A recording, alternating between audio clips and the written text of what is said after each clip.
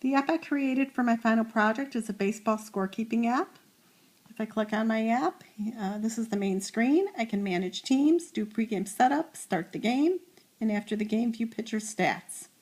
If I go to manage teams, I can enter a visiting team and a home team, and then enter their rosters. I'm going to load test data for the purpose of this demo. This obviously wouldn't be there in production. And that's Brewers versus Cubs. That's what it would be if I wanted to type it in manually. If I look at the roster, this normally would come up with a blank screen to begin with, and then when you click on edit, you have the ability to add a player. You would put in their player number, their name, actually it doesn't matter what I type in here. If you want to make them the first batter, you could just push them up to the top there and you see their batting order changes to 1. You can delete a player. And when you like your lineup, you click on done and you can go back. You can also reset the visiting team and home team if you want to clear things out. Pre-game setup wants to know how many innings. I'm just going to say 2 here for sake of this demo so I can get through it all in the allotted time. When I click on start game, it wants to know who's the starting pitcher. I'm going to select Kerry Wood as my starting pitcher, and you can see the first batter is Long. There's lots of options here on things that might happen. Let's say Long gets a strike, he gets another strike, now he may foul. There's also the option of drop third strike shows up then. So those options show up on 2 strikes. He could be hit by a pitch, and it'll ask you to confirm.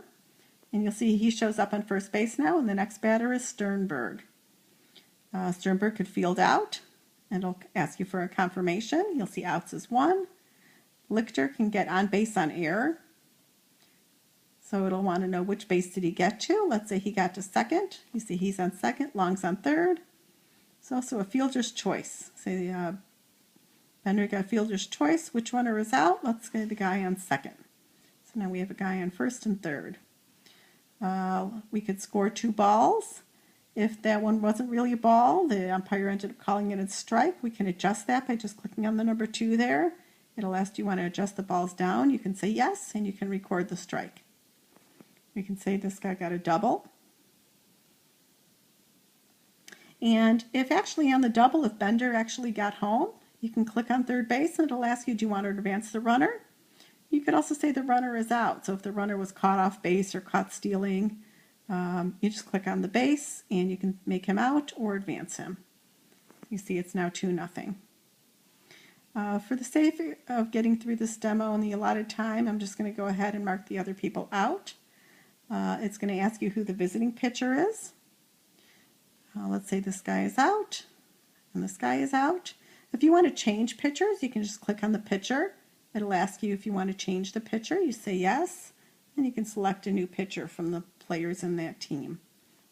Let's say this guy struck somebody out, and we'll just make the other players field out. You can see the team that is up gets highlighted in yellow, so you know who's batting at any particular time. And the game is over after 2 innings. Brewers win.